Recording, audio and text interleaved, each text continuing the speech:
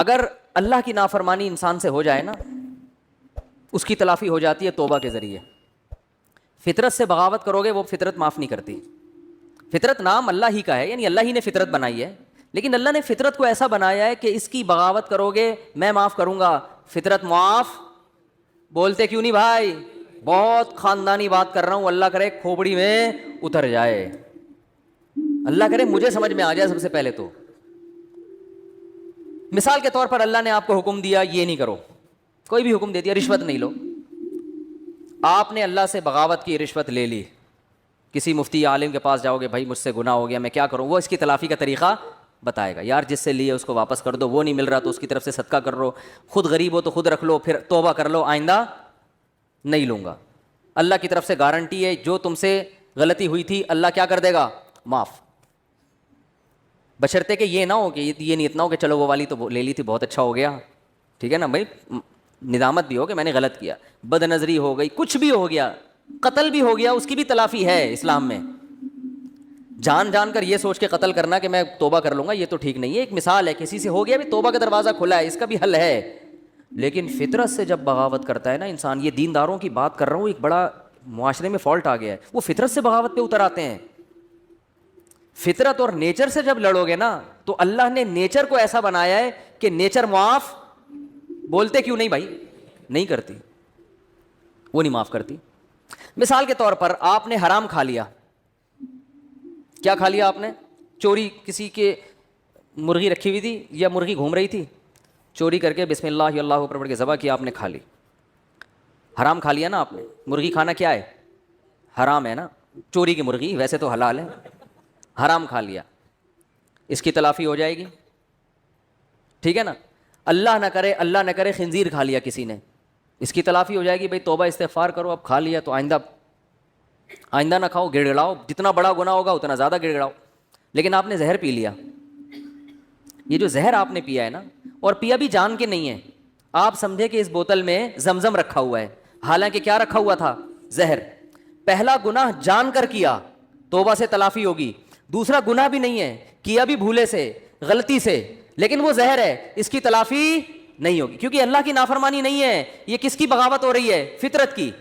فطرت تو یہ بھی نہیں دیکھتی کہ تو جان کے غلط کر رہا ہے یا غلطی سے غلط کر رہا ہے. اب جب زہر آنتوں میں اترے گا، جتنی مرضی توبہ کر لو، اے اللہ آئندہ میں جب بھی بوتل کا ڈھکن کھولوں گا 100 دفعہ سونگوں گا، پہلے کسی کو ٹیسٹ کراؤں گا، اس کے بعد میں پیوں گا، اس دفعہ معاف کر دے، میری آنتیں نہ گلیں، اس دفعہ معاف کر دے، آئندہ نہیں کروں گا. لاکھوں میں کروڑوں میں کوئی ایک معجزہ ہو جائے تو ایک الگ بات ہے، لیکن اللہ کا قانون یہ ہے کہ بھائی معاف تو میں نے کر دیا، تو نے بے احتیاطی کی، لیکن جو زہر ہے نا وہ معاف نہیں کرے گا، وہ تیری آنتوں کو گلائے گا اور تو مرے گا. نہیں آ رہی میرا خیال ہے بات سمجھ میں؟ بہت مشکل ہے. دیندار آدمی پتہ ہے کیا کرتا ہے؟ جو فطرت نے اصول، قدرت اللہ نے اصول، فطرت بھی اللہ نے بنا، زہر میں اللہ نے خاصیت رکھی نا کہ آنتوں کو گلائے گا. آگ میں جلانے کی خاصیت کس نے رکھی ہے؟ اللہ نے. آپ کا پاؤں پھسل گیا، لوگ کہہ رہے ہیں یار یہاں احتیاط سے جاؤ، نیچے آگ جل رہی ہے، پاؤں پھسل سکتا ہے. آپ نے کہا بھائی میں بڑا فنٹر ہوں، کچھ نہیں ہوتا ہے یار، میں گیا اور پھسل کے آگ میں گر گئے. یہ گناہ کیا نا آپ نے کہ احتیاط.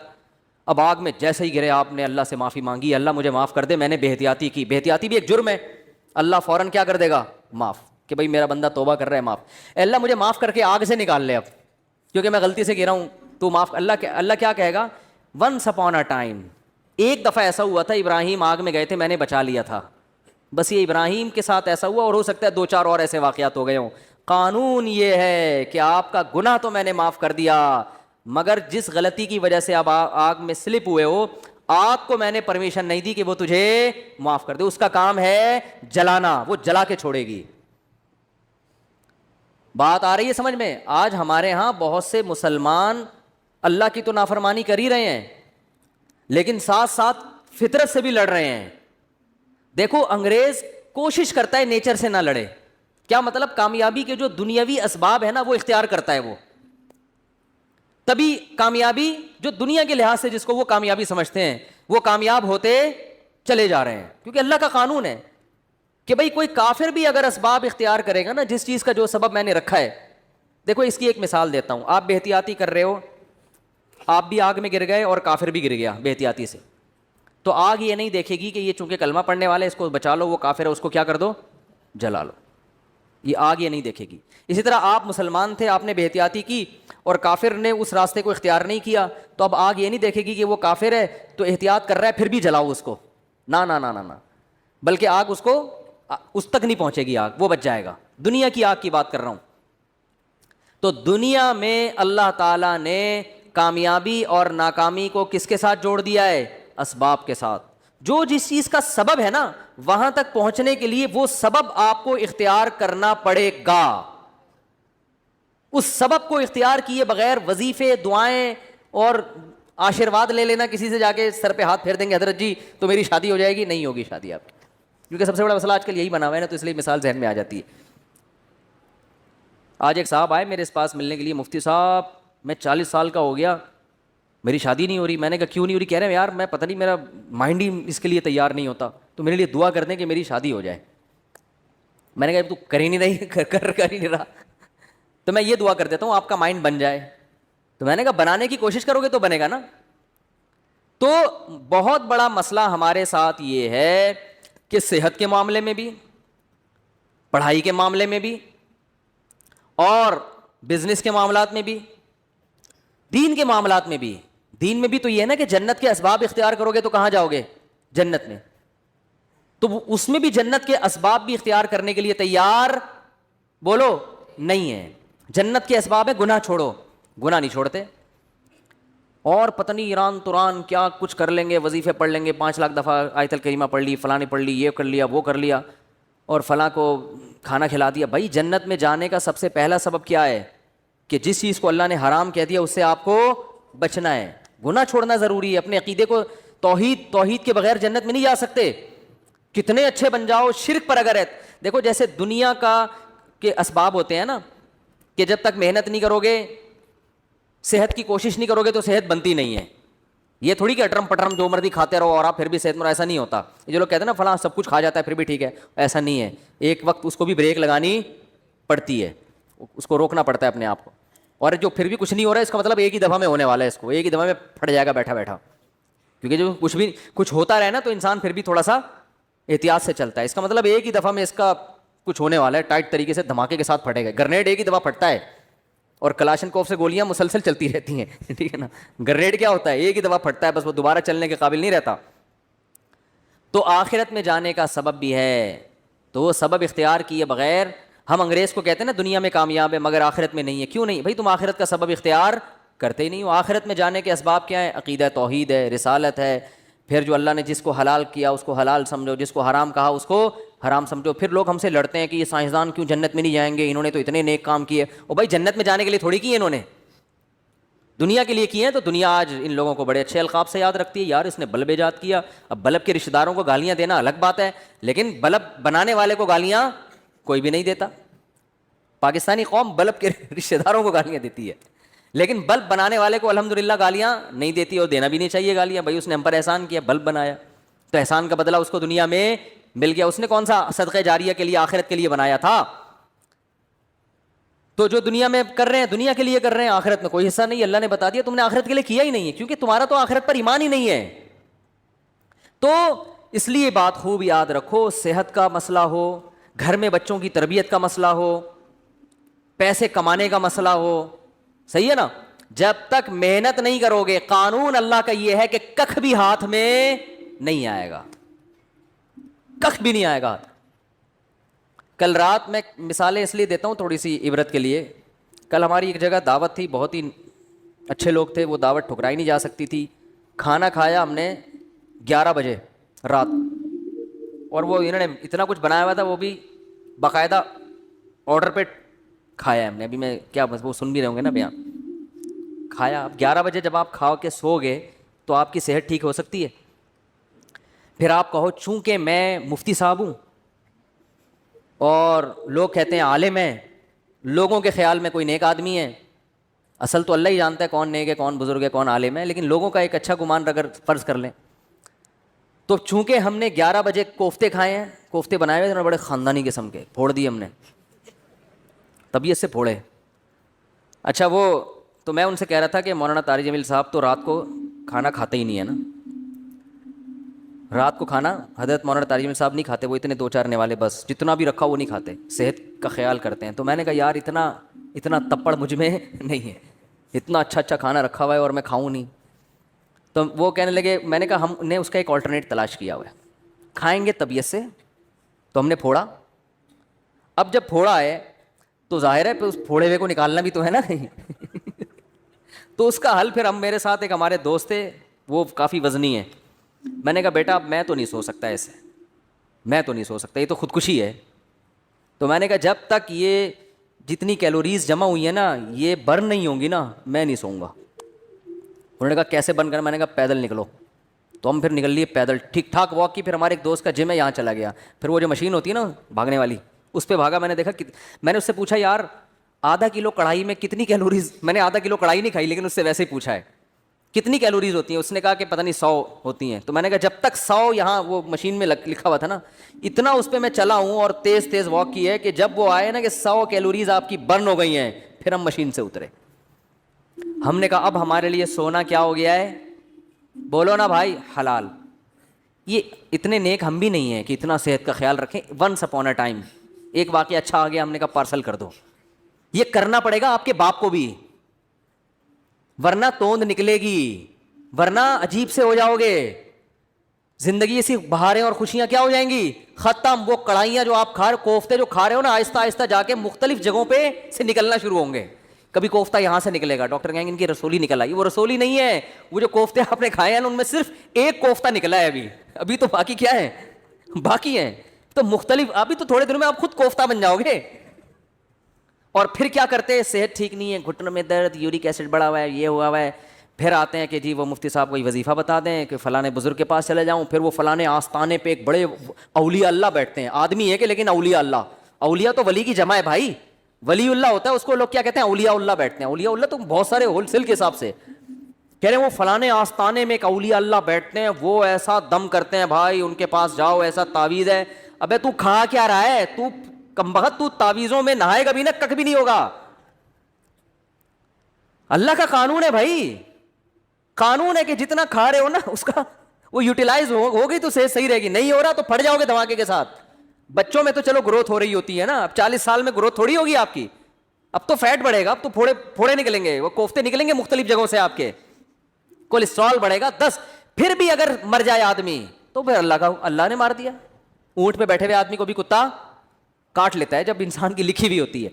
لیکن پھر اس بیماری پر گناہ نہیں ملتا بلکہ درجات بلند ہوتے ہیں. ہمارے نبی صلی اللہ علیہ وسلم بھی بیمار ہوا کرتے تھے، بخار آیا کرتا تھا اور آپ فرماتے تھے بخار مومن کے حق میں اللہ کی رحمت. لیکن آپ کو یہ بخار معاذ اللہ بد پرہیزی سے نہیں آتا تھا. سمجھ میں آ رہی ہے بات؟ ایک بیماری اللہ کی طرف سے ہوتی ہے، وہ آپ کی کوتاہیوں کی وجہ سے نہیں ہوتی. وہ بیماری اللہ کی رحمت ہے، اس میں گناہ معاف ہوتے ہیں. آج جو میجورٹی بیمار ہو رہی ہے وہ اللہ کی خوشی سے نہیں ہو رہی، وہ اپنی حرکتوں سے ہو رہی ہے. اور اس میں امیدیں لگا کے بیٹھے میں بہت ثواب ملے گا، میرے گردے فیل ہو گئے ہیں، مجھے بہت زیادہ کیا ملے گا، ثواب ملے گا، میرے گردے فیل ہو گئے. میں نے ایک صاحب کو کہا، میں نے کہا اپنا بی پی چیک کرا لیا کرو، آپ کے مجھے دماغ کی سیٹنگ کیا لگ رہی ہے، آؤٹ لگ رہی ہے. کبھی کبھار نا میں نے کہا چیک کرا لیا کرو، کیونکہ مجھے نہیں لگ رہا کہ آپ کا بی پی نارمل ہے. کہ ابے چیک ویک کرانے سے کچھ نہیں ہوتا. مجھے خود بتا رہے تھے ابے بی پی چیک کرانے سے، جب یہ تو انہی کو ہوتا ہے جو چیک کراتے ہیں، الٹا ہوتا ہی انہی کو ہے جو بار بار کیا کرتے ہیں. میں نے کہا کتنے بلڈ پریشر کے مریض ہیں ہمارے معاشرے میں، یا تو نہ ہوتا نا یہ، پھر خام خواہ میں وہمی بن کے بلا وجہ جا رہے ہو. وہی ہوا، ان کے پتہ نہیں کوئی رکھ پھٹ گئی، ان کی بی پی ہائی تھا پتہ ہی نہیں چلا ان کو. اور ایک صاحب کے ساتھ تو ایسا ہوا، ان کو بھی سمجھایا، ان کا تو انا للہ ہی ہو گیا، اللہ تعالیٰ مغفرت فرمائے. بہرحال وہی بات ہے، اللہ تو معاف کر دے گا اگر بعد والے اس کے لیے توبہ استغفار کریں، لیکن فطرت معاف نہیں کرتی. فطرت نے دماغ کی رگ بولو پاڑ دی. اتنا یہ نہیں دیکھا کہ بھئی یہ تو یہ جو آج کل بیماریاں چل رہی ہیں، بلڈ پریشر ہے. پھر ماں باپ کی خدمت میں بھی سب سے بڑی خدمت یہ ہے ان کی صحت کا خیال رکھو. اماں کے دیکھو کھا کیا رہی ہیں، ابا کو دیکھو، ابا چھوڑ دو پراٹھے ابا کے پاؤں پکڑو، ابا اس عمر میں پراٹھے سوٹ نہیں کرتے. اور اگر ابا نے پراٹھے کھائے ہیں تو ابا سے بہت محبت کے ساتھ واک کراؤ ان کو، کہ ابا مفتی صاحب اگر پٹھان ہوٹل کے پراٹھے کھا لیتے ہیں تو واک بھی کرتے ہیں، ٹھیک ہے نا. آپ نے مفتی صاحب کے بیان سنے کہ انہوں نے ہوٹل کے پراٹھے کھائے ہیں، تو ابا پھر وہ دیکھو پھر بھی اللہ کی طرف سے سب کچھ ہو سکتا ہے. بڑے بڑے صحت مند ہم نے دیکھے ہیں دڑام سے نیچے گئے. تو وہ اللہ کی طرف سے ہے نا, وہ تو اللہ سے تو تھوڑی کوئی لڑ سکتا ہے. لیکن قانون یہی ہے, اور قانون کو فالو کرو گے تو 99% غالب یہی ہے کہ اللہ کی مدد آئے گی. حکیم محمد سعید صاحب جو ہے نا, قانون کو فالو کرتے تھے, نیک آدمی تھے, کبھی تکبیر اولیٰ فوت نہیں ہوتی تھی ان کی. 68 ایئرز میں, 68 سال میں ٹینس کھیلتے تھے, ایک 2 گھنٹہ. آج کوئی کھیل سکتا ہے؟ 40 سال کا آدمی کمر پکڑ کے بیٹھ جائے گا, اس لیے کہ صحت کے اصولوں پر عمل. بھائی اتنے بجے کھانا ہے, یہ نہیں کھانا. ایک حد تک تو سب کچھ چل جاتا ہے, اٹرم پٹرم برگر شرگر انڈے والا وہ والا بھی پھوڑ دیا, اس کے بعد فطرت انتقام لینا شروع کرتی ہے. تو ہم کہتے ہیں نہیں جی, اصل میں تو یہ انہی کو ہوتا ہے جو زیادہ احتیاط کرتے ہیں. آج ایک آدمی کہنے لگا کورونا انہی کو ہو رہا ہے جو زیادہ احتیاط کر رہے ہیں. میں نے کہا کتنے لوگوں پہ تحقیق کیا آپ نے؟ 2-4 ایسے ہوں گے جنہوں نے احتیاط کی پھر بھی ہو گیا, زیادہ تر وہی ہیں جو احتیاط نہیں کرتے ان کو ہو جاتا ہے. تو تحقیق جب کی جاتی ہے نا تو 2-4 آدمیوں کو دیکھ کے نہیں کی جاتی ہے, پوری رپورٹ آپ کے پاس ہو اس کے بعد تحقیق کا پتہ چلتا ہے. تو میرے بھائی, مسلمان کے ساتھ بہت بڑا مسئلہ یہ ہے کہ وہ کامیابی کے اسباب اختیار نہیں کرتا. صرف ایک صحت کی مثال میں اس لیے دیتا ہوں کہ صحت کا ایشو تو ہر ایک کے ساتھ ہے نا بھائی. ہر آدمی تاجر تھوڑی ہے, بزنس مین تھوڑی ہے. کچھ ملازمت کرتے ہیں, کچھ تاجر میں ہیں, کچھ پڑھائی پڑھ رہے ہیں, کچھ کوئی اور کام کر رہے ہیں. لیکن صحت تو ایک ایسی چیز ہے جس سے ہر ایک کو محبت ہوتی ہے نا. تو اسی صحت کے معاملے میں اپنے حالات دیکھ لو, اسی صحت کے معاملے میں اپنے حالات دیکھ لو کہ جس کو اپنی صحت کی فکر نہیں ہے وہ باقی کام کیا ٹھیک کرے گا. آپ کہہ سکتے ہو ہمیں صحت کی فکر اس لیے نہیں ہے کہ ہمیں کوئی صحت بنانے کا زیادہ شوق ہی نہیں ہے. یہ 100% غلط ہے. اگر یہ بات درست ہوتی تو آپ بیمار ہو کے اتنا پریشان نہ ہوتے. پھر آپ کو شوگر ہو جاتی, آپ خوش ہوتے یار ہمیں کون سا صحت کیا ہو گئی, کوئی مسئلہ نہیں. ابے ایسی ٹینشن میں آتے ہیں یار یہ کیا ہو گیا, کڈنی فیل ہو گیا, تو آپ کہتے ہیں کوئی مسئلہ نہیں, کڈنی ہے نا, فیل ہو گیا تو کیا ہوا, دوسرا لگوا لیں گے, ادھار لے لیں گے 70 بھائی سے کچھ دنوں کے لیے. لیکن آپ کتنی ٹینشن میں آتے ہو, اس کا مطلب آپ صحت پہ کمپرومائز کرنے کے لیے تیار نہیں تھے. آپ سستی, کاہلی اور معذرت کے ساتھ, بہت ہی معذرت کے ساتھ, پوستی پن کی وجہ سے ایسا ہو رہا ہے آپ کے ساتھ. پوستی پن سمجھتے ہیں؟ پوستی نہیں پتا, اتنا مشہور گالی ہے یار, کہتے ہیں پوستیوں کی طرح پڑا رہتا ہے, کہتے نہیں ہے. تو وہ یہ پوستی پنا ہے کہ پرواہ ہی نہیں ہے, نہ کھانے کا ہوش, کھائے جا رہے ہیں تو نان اسٹاپ کھائے جا رہے ہیں. ایک بندہ آیا, میں ڈاکٹر کے پاس بیٹھا ہوا تھا, اتنا گول موٹا ماشاءاللہ, ڈاکٹر کے پاس آیا, کہہ رہا ڈاکٹر صاحب میرا پیٹ بھی بڑھ گیا, وزن بھی بڑھ گیا ہے, میں چاہتا ہوں یہ وزن کم ہو جائے, لیکن اللہ کا واسطہ مجھے واکنگ کا مشورہ نہ دینا. میں اسے جاگنگ کا کہنے والا تھا, وہ کہہ رہا تھا کہ اللہ کا واسطہ مجھ سے چلا نہیں جاتا, کوئی دوائیں کھلا دو میں ہلکا ہو جاؤں. ڈاکٹر نے اس کو بولا بھائی ایسا ممکن نہیں کہ لیٹے لیٹے سرنج سے جو ہے نا تمہاری چربی نکال کے تمہیں کم کر دیں. فٹ بال میں سے تو ہوا ایسے نکالی جا سکتی ہے, بندے میں سے ہوا نکالنا میرے بھائی آسان نہیں ہے. بندے کو اپنی ہوا خود ہی نکالنی پڑے گی, چلے بغیر یہ ممکن نہیں ہے. تو دیکھو ہارڈ ورکنگ, محنت, دماغی محنت بھی, جسمانی محنت بھی, جب تک اس سستی کو اپنے آپ سے دور نہیں کرو گے, نہ اللہ کے ہاں کوئی مقام حاصل کر سکتے ہو اور نہ دنیا کے ہاں کوئی مقام حاصل کر سکتے ہو. اور اس میں یہ امیدیں, بے دین آدمی تو کہتا ہے چلو کہیں بھی مقام نہیں مل رہا کیا کریں, دیندار آدمی اس پہ دین کا لیبل لگا دیتا ہے. یہ ہے اصل چیز خطرناک جو میں بیان کرنا چاہتا ہوں. اگر کوئی اسباب اختیار کرتا ہے نا کامیابی کے, اس کو بیوقوف سمجھتے ہیں لوگ. علماء کے ساتھ دیکھ لو نا, علماء کے ساتھ گارڈ ہوتے ہیں, زیادہ تر علماء کے ساتھ جو مشہور ہیں نہیں ہوتے. ہوتے ہیں؟ بولو نا. اور یاد رکھو یہ ذمہ داری جو خود عالم ہوتا ہے نا وہ اس سے بے پرواہ ہوتا ہے, وہ تو شہادت کی تمنا میں ہوتے ہیں. یہ ان کے ماتحتوں کا, مریدوں کا کام ہوتا ہے ان کو اس کی طرف توجہ دلانا کہ حضرت آپ کو ایسے چھوڑیں گے نہیں, گارڈ کے بغیر نہیں چھوڑیں گے ہم آپ کو. لیکن مسجدوں میں الٹا ہو رہا ہے, مرید الٹا کر رہے ہوتے ہیں. اگر ان کے پیر صاحب گارڈ اپنے خرچے میں بھی رکھ لینا تو مریدوں کو اعتراض ہو رہا تھا یار پیر صاحب کو اللہ پہ توکل. بولو بھائی, پیر صاحب کو تو اللہ پہ توکل ہی نہیں ہے. مفتی نظام الدین شہید ہو گئے, وہ تو گارڈ کی موجودگی میں شہید ہوئے. اس کا مطلب ہے کہ گارڈ ان کے ساتھ تھے مگر جتنی سیکیورٹی ہونی چاہیے تھی اتنی. دیکھو باطل لوگوں میں قتل بہت کم ہوتے ہیں لوگ, اہل باطل کے یہاں, اس لیے کہ وہ اللہ پہ توکل تو ہے ہی نہیں نا ان کے یہاں تو سب کچھ اسباب. آپ کو پتا ہے یہ جو ڈونلڈ ٹرمپ کی سیکیورٹی, کبھی یوٹیوب پہ سرچ کریں آپ حیران ہو جائیں گے. یہ سیکیورٹی اگر کوئی مسلمان سربراہ رکھ لے تو لوگ اس کو کیا تانا دیں گے؟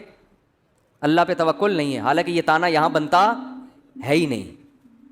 ہمارے شیخ نے گارڈ رکھے, حضرت مفتی رشید احمد صاحب نے, تو لوگوں نے کہا ایک طرف اتنے اللہ والے اللہ کی محبت میں ہر وقت آنسو نکلتے رہتے ہیں, روتے رہتے ہیں, اور اپنی حفاظت کے لیے. حضرت کے تو گارڈ ایسے خاندانی گارڈ تھے, وہ تو کسی کو معاف کر, وہ تو حضرت کے تو یعنی وہ تو گارڈ کا اس سے بھی تعلق ہے نا کہ آپ کو خطرہ کتنا ہے, تو حضرت کو تو بہت زیادہ خطرہ تھا. تو حضرت ہی کے بہت سے مریدین نے کہنا شروع کیا, ان کا تو اللہ پہ توکل نہیں ہے, اتنے بڑے بزرگ بنے. ہر ایک کی تلاشی ہوتی تھی, جو بھی آتا تھا نا, چاہے کوئی بزرگ آئے نیک آئے, گارڈ سب کو اچھی طرح کنگال کے اندر بھیجتے, اب آپ جا سکتے. تو بہت سے لوگ بگڑ بھی جاتے تھے, ابے کہ ہم بم لے کر آ رہے ہیں. بعض کہتے تھے کیا ہم شکل سے چور لگ رہے ہیں, کیا ہم بم رکھنے آئے ہیں یہاں پہ. تو حضرت کی طرف سے ہدایت تھی, کسی کو معاف کرنے کی اجازت نہیں ہے, سب کی تلاشی. تو بہت سے دینداروں نے اعتراض کیے, ان کو پہ توکل نہیں ہے. اللہ کی قدرت, ایک حملہ ہو گیا مدرسے پر. یہ بات ہے 94-95 کی. ہم بھی مدرسے میں نیچے سو رہے تھے, کچھ دہشت گرد مدرسے میں گھسے, گارڈ نے بہادری کی ہے, وہ مورچے سے اتر کے اس نے چھلانگ لگائی, ریپیٹر سے پورا برس فائر کیا, پورا برس اس کے پیٹ میں, وہ تو وہیں شہید ہو گیا. لیکن اس کی بہادری سے فائدہ یہ ہوا کہ وہ جتنے دہشت گرد تھے وہ مدرسے کے اندر داخل نہیں ہو سکے, ورنہ آج میں یہاں ممبر پہ بیٹھ کے بیان نہیں کر رہا ہوتا. کیونکہ ان کا تو ہدف تھا, گولیاں ہمارے اوپر سے گئیں, ہم لیٹے ہوئے تھے, ہمارے اوپر سے گولیاں جانی تھیں, مسجد میں سو رہے تھے, تو جو دہشت گردوں نے کارروائی کی نا, ان کی گولیاں ہمارے اوپر سے گئی ہیں. تو جب ہم اٹھے ہیں تو وہ بھاگ چکے تھے, کیونکہ اس نے گارڈ نے ایسی بہادری دکھائی کہ وہ جان پہ کھیل گیا, خود تو شہید ہو گیا, اور لیکن اس نے ان سب کو بھگا دیا. تو اس کے بعد وہ جو کچھ جو باتیں کرتے تھے نا الٹی الٹی, انہوں نے کہا یار اچھا ہوا انہوں نے گارڈ رکھے ہوئے تھے, ورنہ تو آج تو سارے ہی گئے تھے.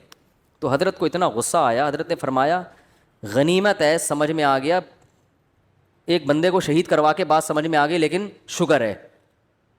تو حضرت فرماتے تھے یہ کون سی عقل مندی ہے کہ ایک بندہ کو شہید کروانے کے بعد بات سمجھ میں آئے. عقل مندی تو یہ ہے کہ کام سے پہلے بات سمجھ میں آ جائے.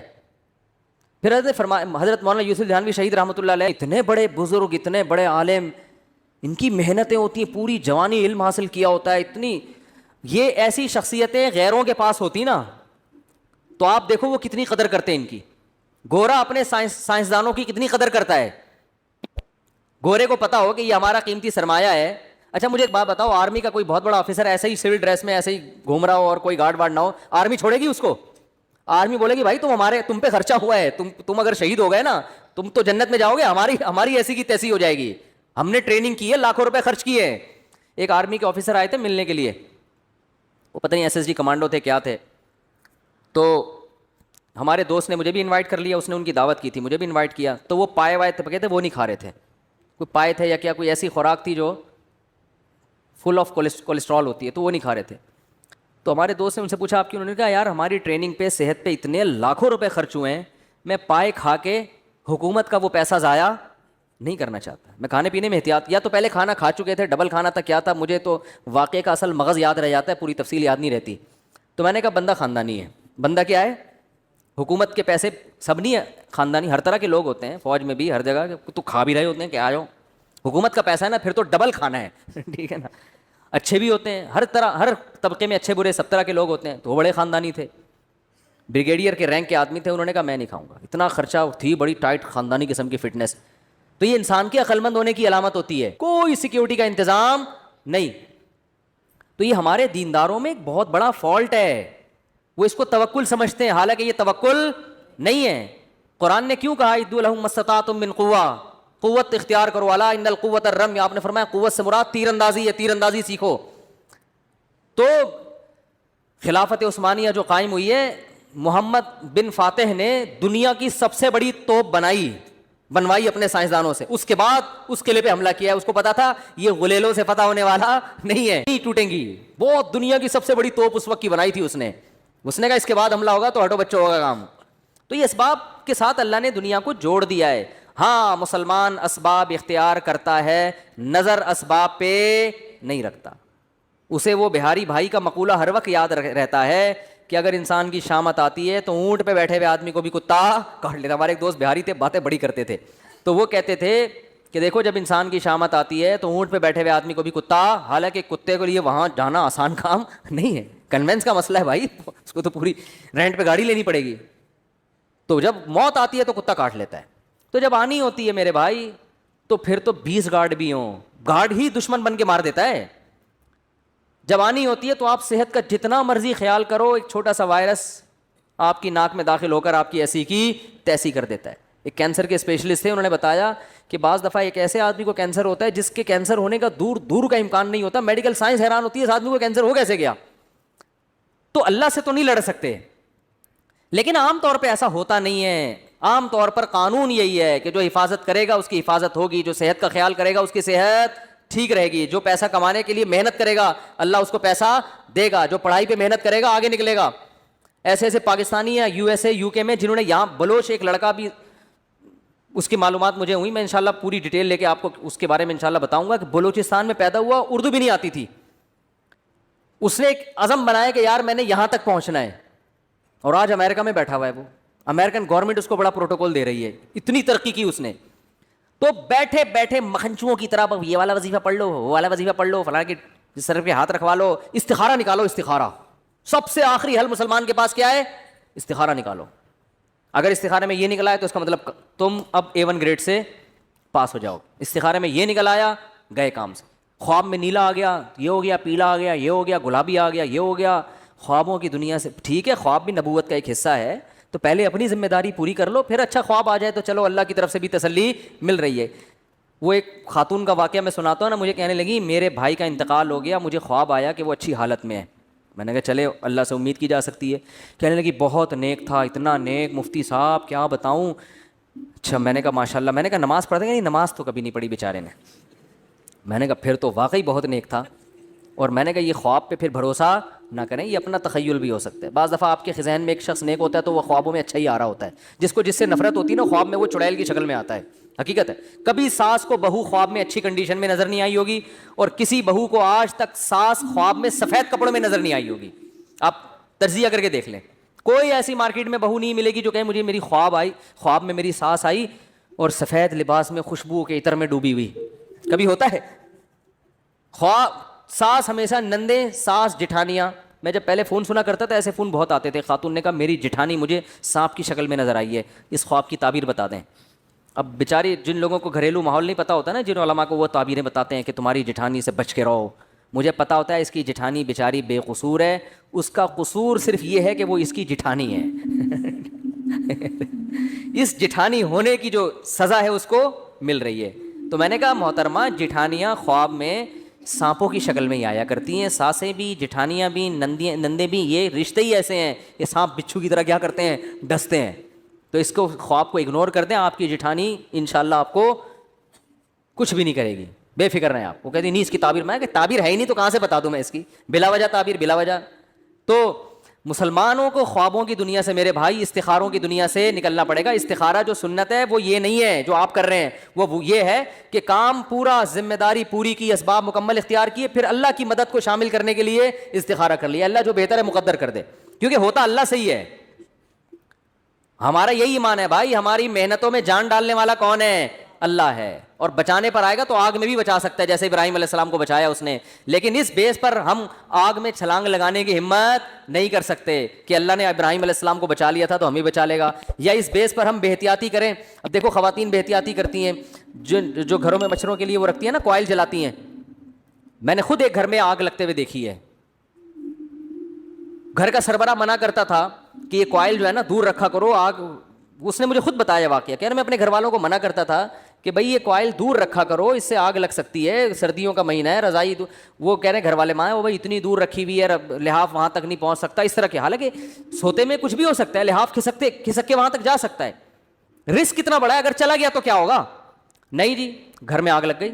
اس سوتے ہوئے میں بچے نے کہیں لحاف اٹھا کے پھینکا ہوگا, اس کو گرمی لگ رہی ہوگی, کیا ہوگا؟ روئی میں ذرا سی آگ لگی ہے, ہوتے ہوتے ہوتے پورا کمرہ آگ سے بھر گیا. خیر بچ گئے وہ, الحمدللہ مرے نہیں, بھاگ گئے. لیکن یہ نبی صلی اللہ علیہ وسلم نے کیا فرمایا کہ رات کو چراغ گل کر کے سو, چراغ بجھا کے سو. فَإِنَّ الْفُوَيْسِقَةَ تَضْرِمُ النَّارَ عَلَىٰ أَهْلِهَا. کس قدر احتیاط ہے, صحیح حدیث ہے.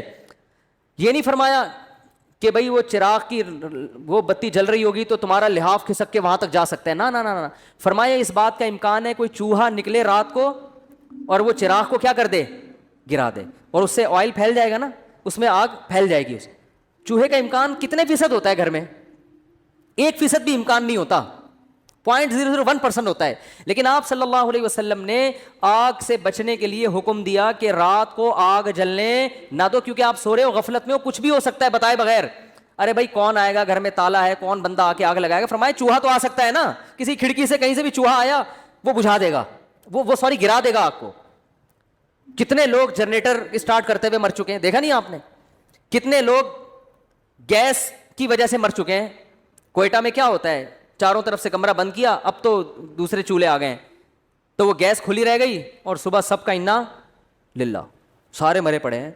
بھائی آپ کو پتا ہے جب گیس کی لوڈ شیڈنگ ہو سکتی ہے تو عین ممکن ہے رات کو لوڈ شیڈنگ ہو اور چولہے میں گیس آنا بند ہو جائے اور چولہا بند ہو جائے. پھر جیسے ہی گیس آئے گی تو وہ خالی گیس نکلنا شروع ہوگی کہ نہیں ہوگی؟ لیکن یہ تسلی کر کے بیٹھے ہوئے ہیں کہ چونکہ ایک ہفتے سے رات کو گیس گئی نہیں ہے لہذا آج بھی گیس, اور تسلی سے سو جاتے ہیں. تو وہ تو ممکن ہے, پھر تو موت کا امکان ہے. تو نہ زندگی موت سے بچنے کی احتیاطوں پر عمل ہو رہا ہے, نہ صحت کی احتیاطوں پر عمل ہو رہا ہے, نہ پڑھائی میں کوئی دلچسپی لی جا رہی ہے کامیابی کے لیے. مکھنچو ترین یعنی جو شخص ہوگا نا وہ دینداری کا لیبل لگا کے گھوم رہا ہوگا. تو صحابہ تو بڑے زبردست تھے بھائی, بڑے زیرک, بہت ہوشیار, بہت ذہین, بہت فتین, چالاکیوں کو سمجھا کرتے تھے اور یہ جانتے تھے کہاں غصہ کرنا ہے, کہاں نرمی سے پیش آنا ہے, کس سے تمیز سے بات کرنی ہے, کس سے ایٹیٹیوڈ تھوڑا سا کیا کرنا ہے, بولو بھائی, چینج کرنا ہے, کون منافقت کر رہا ہے اور کون ایسا ہے جس کو فی الحال جو ہے نا اس کی دشمنی کو تھوڑا ملتوی کرنا ہے, ابھی اسے لڑنا نہیں ہے ابھی اس سے. تو بہت ذہانت کے ساتھ, بہت ہوشیاری کے ساتھ صحابہ نے زندگی گزاری ہے. تبھی رسول اللہ صلی اللہ علیہ وسلم نے فرمایا لا یلدغ المؤمن من جوہر مرتین, مومن ایک سوراخ سے دوسری دفعہ ڈسا نہیں جاتا. ایک دفعہ آپ کو کسی نے الو بنا دیا, قیامت تک وہ شخص دوبارہ آپ کو الو نہیں بنا سکتا. لیکن مسلمان کی حالت کیا ہے, جس نے ایک دفعہ الو بنایا آپ اس کو سرٹیفکیٹ پکڑا دیتے ہو, آئندہ جب بھی میری آپ سے ملاقات ہوگی آپ نے مجھے الو بنانا ہے. دیکھو سیاستدانوں میں انہی کو بار بار ووٹ دیتے ہیں جو آپ کا دیوالیہ نکال چکے ہیں, لیکن کہتے ہیں یار ایک اور دفعہ ٹرائی کرنے میں, بولو بھائی کیا حرج ہے؟ ہوتا ہے کہ نہیں ہوتا؟ بار بار جو الو بنا رہے ہیں, جس سوراخ سے بار بار ڈسے جا رہے ہیں اسی سوراخ میں دوبارہ گھسیں گے. کتنے علماء شہید ہو گئے نا گارڈ نہ ہونے کی وجہ سے, یہ سیکیورٹی کا مضبوط نظام نہ ہونے کی وجہ سے. لیکن شہادت کی خبر آتی ہے, اوہو افسوس ہوا, بہت افسوس ہوا, ایک بہت بڑے عالم, ایک چراغ بجھ گیا, تو چلو یار اگلوں کی احتیاط کر لو. نہیں جی, موت تو ایک دن آنی ہے, لکھی بھی ہے, اپنے ٹائم پہ آنی ہے, آ گئی چلے گئے دنیا سے. اللہ تعالیٰ مرحوم کی مغفرت فرمائے اور ہم سب کی حفاظت فرمائے. بس اس کے بعد اگلے دن خبر آ جاتی ہے کراچی میں تو کیا ہوا ہے. تو بھائی اب کچھ تو کرو نا. کچھ لوگ ہیں جن کو خیال ہوتا ہے, لیکن میجورٹی کیا ہے, بالکل مجذوبیت کی جو انتہا ہے نا, دیوانگی کی انتہا, وہاں تک پہنچے ہوئے ہم. تو بچوں کی نگرانی نہیں ہو رہی, بچے کہاں بیٹھ رہا ہے, آپ کا بیٹا کہاں جا رہا ہے, اسکول میں کیا کر رہا ہے, کون اس کا کلاس فیلو ہے. ایسا تو نہیں بچوں میں بچے کا کوئی کلاس فیلو اس کو موبائل میں فحش فلمیں دکھا رہا ہو, کوئی ہوش نہیں ہے. آپ اسکول میں پوچھو اپنے ٹیچروں سے جا کے, اسکول کے پرنسپل سے جا کے, بھائی موبائل الاؤ ہے, اگر الاؤ ہے تو اس کی کیا نگرانی ہوتی ہے, کوئی پوچھنے والا نہیں ہے. جب بچہ بگڑتا ہے ماں باپ پریشان ہوتے ہیں, یار ہم تو اتنی دعائیں کر رہے ہیں, راتوں میں اٹھ کے چیخ کے رو رہے ہیں, اللہ میرے بچے کو نیک بنا دے, بن نہیں رہا, دعائیں تو قبول ہوتی نہیں ہیں.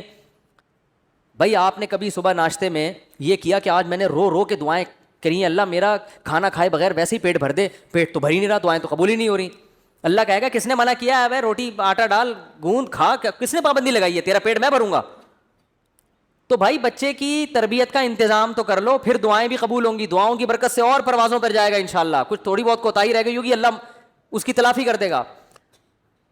تو کوئی فکر ہی نہیں ہے اسکول میں کیا کر رہا ہے, کن کے ساتھ اٹھ رہا بیٹھ رہا ہے. ماں سے بچہ بدتمیزی کرتا ہے نا, باپ اس کو تنبیہ نہیں کرتا. بچہ باپ سے بدتمیزی کرتا ہے تو ماں اس کو تنبیہ نہیں کرتی, اس کو نہیں, بلکہ باپ اگر ڈانٹے گا تو ماں رکاوٹ بنے گی, کیوں ڈانٹ رہے ہو اسے. اس کا مطلب آپ اپنے بچوں کو بڑوں کا ادب نہیں سکھا رہے, تو وہ جیسے باپ سے بدتمیزی کرے گا کل ماں سے بھی کرے گا. آج ماں سے بدتمیزی کر رہا ہے, کل باپ سے بھی. چھوٹا بھائی اگر بڑے بھائی سے بدتمیزی کر رہا ہے, اس کا مطلب کل وہ باپ سے بھی بدتمیزی کرے گا. تو آپ تو بدتمیزی سکھا رہے ہو اس کو. تو اس لیے میرے بھائی مسلمان کو اپنی کھوپڑی کیا کرنی ہے, بیدار مغزی کے ساتھ. آپ